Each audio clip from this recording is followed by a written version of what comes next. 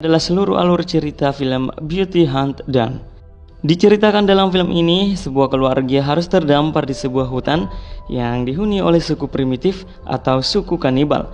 Dan bagaimanakah keseruan dari film ini? Apakah mereka semua mampu bertahan hidup? Oke, tanpa berlama-lama lagi, kita langsung saja ke dalam cerita filmnya. Perkenalkan, dia bernama Xiaxue. Jadi, ia adalah seorang anak perempuan yang sangat keras kepala dan doyan berkelahi. Diperlihatkan di sini Xiaxue sedang membuat onar dan ia pun harus dikejar polisi dan sempat ia menghajar beberapa polisi yang mengejarnya. Tapi akhirnya ia tertangkap juga dan setelah itu ibunya datang dan polisi itu mengatakan kepada ibunya untuk mengajari anaknya agar tidak melakukan hal-hal yang tidak berguna seperti ini. Dan ibu Xiaxue pun mengatakan ia akan menasihatinya, tapi Xiaxue yang mendengar itu tampak santuy aja. Bahkan ia sempat berkata tidak pantas kepada ibunya. Polisi ini pun berkata, "Mengapa kau berkata seperti itu kepada ibumu?" Dan Xiaxue pun menjawab, "Ia bukanlah ibuku." Setelah itu ia pun pergi bersama adiknya yang bernama Xiaozi. Jadi ternyata dia ini hanyalah ibu tiri Xiaxue dan ibu kandungnya telah lama meninggal. Suatu malam saat mereka sedang makan malam bersama, dan di sini Xiaxue terlihat tidak selera makan, atau istilahnya dia lagi bad mood. Ayahnya yang melihat itu lantas menasihatinya, bahkan ayahnya berkata bahwa mengapa kau harus mencari masalah dengan polisi. Xiaxue pun seketika membentak ibu tirinya karena ia telah memberitahukan semua masalahnya kepada ayahnya. Ayahnya yang melihat tindakan Xiaxue kepada ibu tirinya sangat marah dan tanpa sadar mengusir Xiaxue. Ia pun langsung masuk ke dalam kamar untuk membereskan barang-barangnya. Oke, jadi sebenarnya ibu tiri Xiaxue adalah orang yang baik. Hanya saja ia belum bisa menerimanya sebagai pengganti ibu kandungnya. Itulah mengapa Xiaxue tidak suka pada ibu tirinya ini. Melihat Xiaxue yang akan pergi, adiknya langsung menyusul kakaknya masuk ke dalam kamar. Di sini adiknya ini tidak mau jika ia pergi, dan jika ia tetap pergi, maka adiknya ini akan tetap ikut dengannya. Tapi Xiaxue tidak mengizinkannya. Tapi tiba-tiba sesuatu berbunyi dari balik lemarinya. Xiaxue dan adiknya pun perlahan membukanya dan tiba-tiba mereka tertarik ke dalam dan terlihat seperti masuk ke dalam lorong waktu. Dan tentunya keseruan dari film ini pun dimulai. Xiaxue pun tersadar dan ia sudah berada di sebuah tengah hutan dan di sini ia terpisah dengan adiknya. Ia pun harus berjalan untuk mencari adiknya dan tampak ia sangat heran apa yang sebenarnya terjadi. Kemudian di sini ia menemukan sebuah tempat aneh dengan tengkorak kepala manusia yang berceceran. Jadi ini adalah tempat dari suku kanibal. Tak disangka Xiaxue terlihat oleh penghuni suku kanibal ini. Tentunya ia pun lari.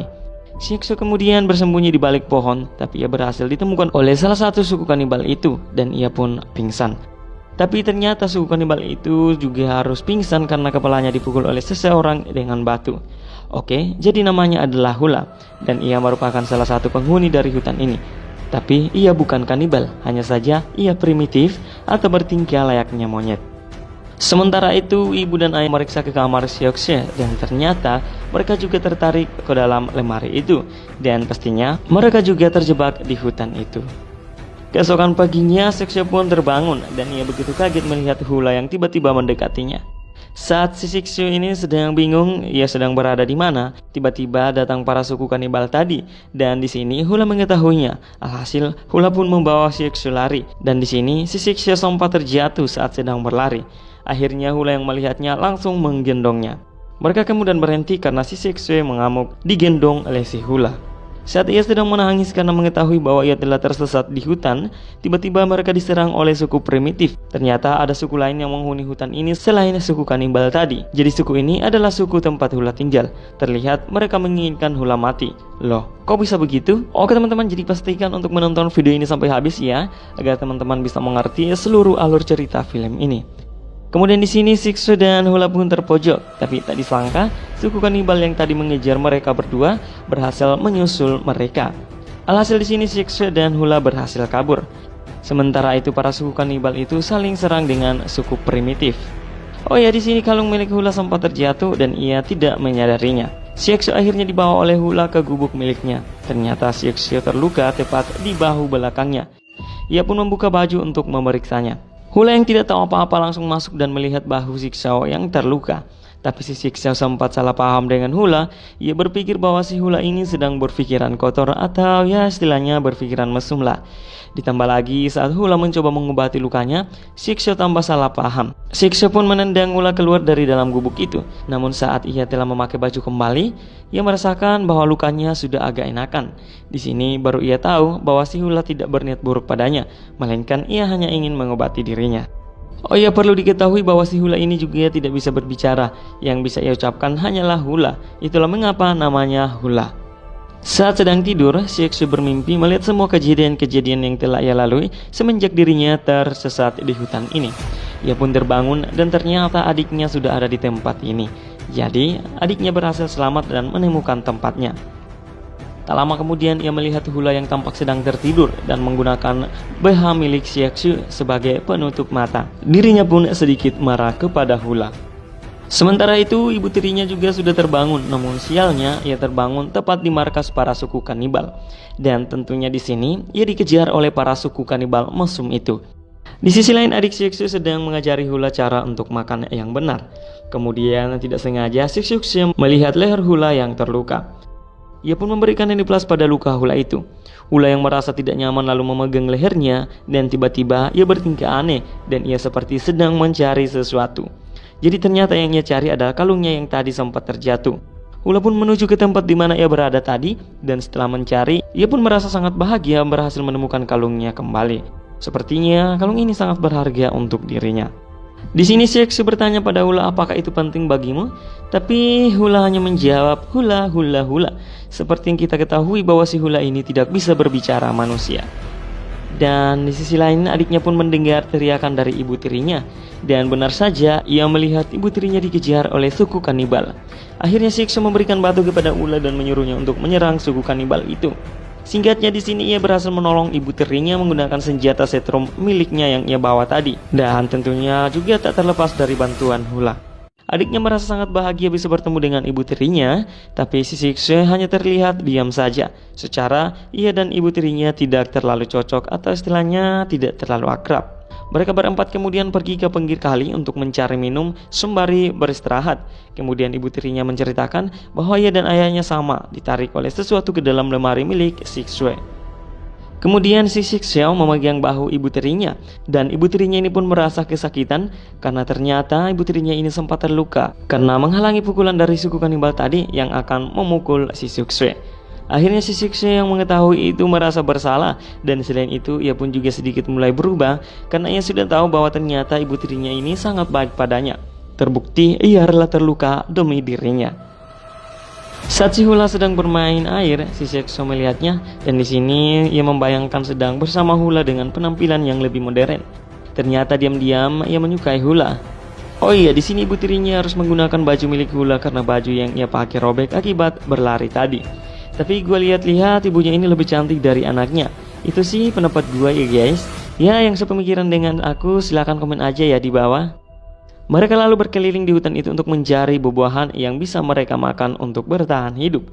Sementara itu ayahnya yang sedang berada di pinggir kali dan melihat para suku primitif itu lewat. Alhasil ia pun harus bersembunyi.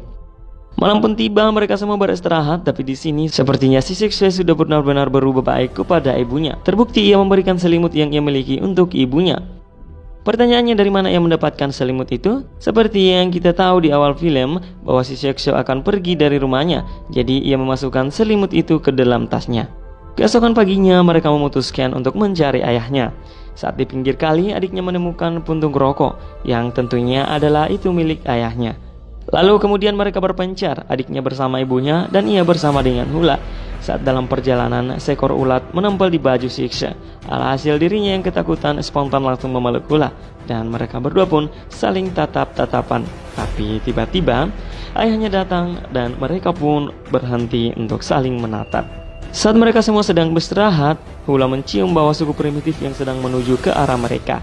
Alhasil mereka semua pun berlari. Tapi saat dalam perjalanan adiknya berhenti dan berkata mengapa kita tidak melawan mereka saja, karena kita ada 5 orang sedangkan yang mengejar kita hanya 2 orang saja. Akhirnya mereka pun memutuskan untuk berhenti dan menunggu 2 suku primitif yang mengejar mereka itu. Dan benar saja kedua orang primitif itu takut. Shiksha dan yang lainnya pun berbalik mengejar mereka berdua. Kemudian ayah Shikse berpikir bahwa mereka tidak boleh lari-lari terus, jadi mereka akan melakukan perlawanan kepada suku primitif itu. Mereka lalu memiliki rencana untuk membuat perangkap, dan mereka masing-masing memiliki tugas. Singkatnya, semua perangkap sudah siap, dan malamnya suku primitif itu pun mendatangi tempat mereka. Mereka kemudian menjalankan rencana yang sudah mereka susun, di mana mereka berpencar, dan tentunya para suku primitif itu juga berpencar mengejar mereka. Ibu tiri dan adiknya gagal saat mencoba melempar dua orang primitif itu dengan batu. Alhasil, mereka berdua pun terpojok. Untunglah datang Shikse dengan senjata setrumnya dan mengalahkan kedua orang suku primitif itu. Di sisi lain, Hula yang telah bersembunyi di bawah dedaunan kering berhasil melumpuhkan dua orang dari suku primitif itu. Dan ayah Shikse juga tak mau kalah, ia juga berhasil membuat beberapa dari mereka masuk ke dalam lubang yang sempat ia buat tadi. Tapi di sini ayah Shikse dihadang oleh pemimpin dari suku itu. Mereka kemudian bertarung, tapi ayah Shikse terlalu lemah untuk melawan pemimpin suku itu. Ya, namanya juga pemimpin, pastilah tidak mudah untuk mengalahkannya. Akhirnya Hula pun bertarung dengan pemimpin suku itu, dan singkatnya ia berhasil menang, dan akhirnya semua penduduk suku primitif itu sujud pada Hula. Tentunya karena si Hula ini sudah berhasil mengalahkan pemimpin mereka. Dan seperti yang aku katakan bahwa sebenarnya Hula ini juga bagian dari suku primitif ini. Setelah itu diperlihatkan Shikse dan Hula sedang duduk di atas sebuah batu besar. Dan di sini Shikse berkata bahwa kamu tidak akan melihatku lagi karena tempat tinggal aku sangat jauh dari tempat ini. Lalu Shikse memberikan sebuah kenang-kenangan pada Hula. Dan saat ia berkata ia akan pergi, tiba-tiba semuanya bergoyang seperti sedang gempa bumi. Shikse pun terjatuh dan saat tersadar, ia sudah berada di sebuah padang gurun. Kemudian ia pun bangun dan ternyata di depannya ada sebuah makhluk raksasa. Shikse yang melihat itu langsung kaget dan setelah itu filmnya pun selesai. Oke teman-teman, jadi alur cerita film ini benar-benar tidak terduga, dimana saya secara pribadi menyangka bahwa setelah ia berhasil mengalahkan pemimpin suku primitif, maka mereka satu keluarga akan kembali ke kehidupan normalnya. Tapi ternyata tidak, karena si Shikse ini kembali terdampar di tempat yang lebih parah, dimana tempat ini dihuni oleh para makhluk raksasa. Jadi menurutku film ini akan memiliki part 2 untuk bisa menyelesaikan misi barunya ini. Dan kita tunggu saja. Jika film ini sudah ada part 2-nya, tentunya aku akan menceritakannya lagi untuk teman-teman semua. Oke lah, sampai di sini untuk film kali ini dan sampai bertemu di video berikutnya.